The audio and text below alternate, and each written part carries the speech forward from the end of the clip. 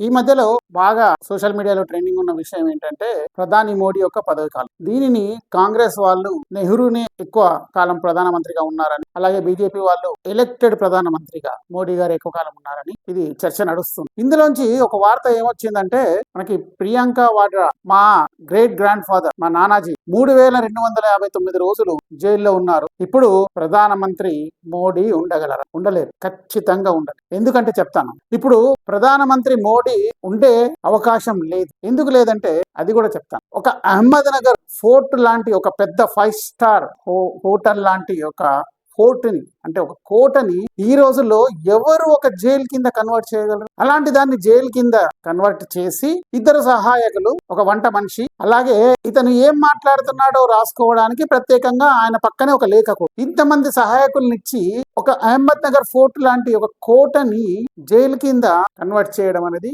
ఈ రోజుల్లో సాధ్యం కాదు. అప్పుడు అహ్మద్ నగర్ ఫోర్ట్ లో ఆయన జైల్లో, ఫోర్ట్ అనకూడదు దాన్ని, జైల్లో, నెహ్రూ జైల్లో ఉన్నప్పుడు పొద్దున్నే లేచి ఆయన ఫ్రెష్ అయి కూర్చుంటే అప్పుడు వంట అతను వచ్చి అడుగుతాడు, సార్ మీరు ఈ రోజు ఏం తీసుకుంటారు బ్రేక్ఫాస్ట్ కింద?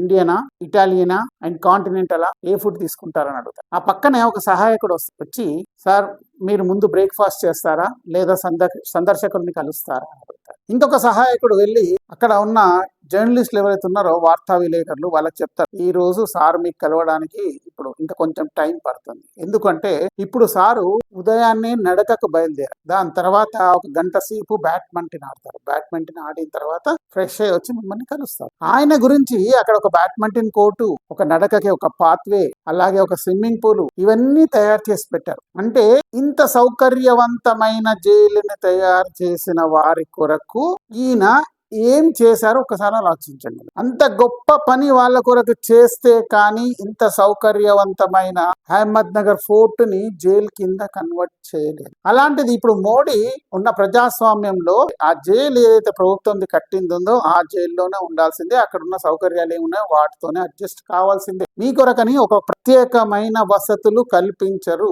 ఒకవేళ స్పెషల్ గా కోర్టులు ఏదైనా చెప్పితే తప్ప అలాంటి ప్రత్యేకమైన వసతులు కల్పించిన ప్రత్యేకమైన జైళ్లు తయారు చేసిన వారి కొరకు ఆ కాలంలో వీరు ఏమేమి చేసి ఉంటారు. లేకపోతే సావర్కర్ కొరకని కాలాపాని శిక్ష, అలాగే భగత్ సింగ్ మిగతా వాళ్ళకని ఉరి శిక్షలు. వాళ్ళు కూడా స్వాతంత్ర సమరయోధులే, మరి వీరు కూడా స్వాతంత్ర సమరయోధులు. మరి వీరు బ్రిటిష్ ప్రభుత్వం కొరకని ఏమేమి త్యాగాలు చేశారు ఆలోచించండి మిత్రులారా. జై హింద్, జై భారత్.